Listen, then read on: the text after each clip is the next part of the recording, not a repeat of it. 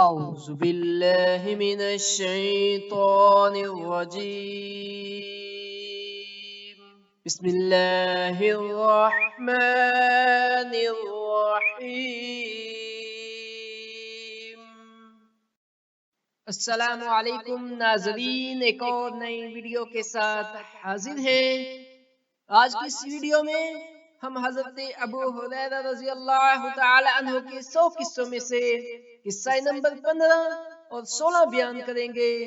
Video شروع کرنے سے پہلے چینل کو ضرور سبسکرائب کر دیا کریں۔ قصہ نمبر 15، واقعہ ایک سفر کا۔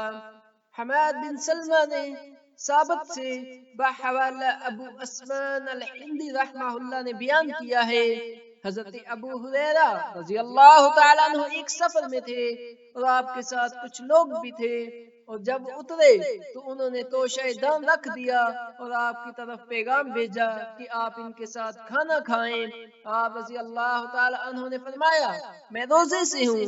پھر جب وہ کھانے سے فارغ ہونے ہی والے تھے تو حضرت ابو ہریرہ رضی اللہ تعالیٰ عنہ نے آ کر کھانا شروع کر دیا۔ لوگ اپنے اس ایلچی کی طرف دیکھنے لگے جیسے انہوں نے آپ رضی اللہ تعالی عنہ کی طرف پیغام بھیجا تھا۔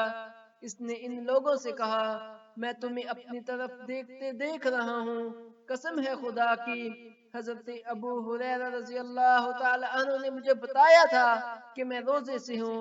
آپ رضی اللہ تعالی عنہ نے سنا تو فرمایا اس نے درست کہا ہے، میں نے رسول اللہ صلی اللہ علیہ وسلم کو بیان کرتے ہوئے سنا ہے، ایک ماہ کے روزے صبر کے روزے ہیں اور ہر 3 دن کا روزہ رکھ لیا ہے، پس میں اللہ کی تخفیف کی خاطر افطار کرنے والا ہوں اور اللہ کی تضاعیف کی خاطر روزہ رکھنے والا ہوں۔ قصہ نمبر 16، کثرت روایت حدیث۔ اسحاق بن سعد نے بحوالہ سعید کے بیان کیا ہے کہ حضرت عائشہ رضی اللہ تعالی عنہ نے حضرت ابو ہریرہ رضی اللہ تعالی عنہ سے فرمایا اے ابو ہریرہ، آپ نے رسول اللہ صلی اللہ علیہ وسلم سے بکثرت احادیث بیان کی ہیں۔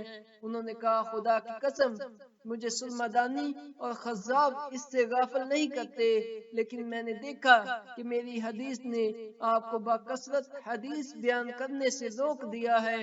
آپ رضی اللہ تعالی عنہ نے فرمایا شاید ایسا ہی ہو۔ جزاک اللہ۔ ہمارے چینل کو سبسکرائب کریں، ثواب کی نیت سے ویڈیو کو لائک کریں اور آگے پھیلائیں۔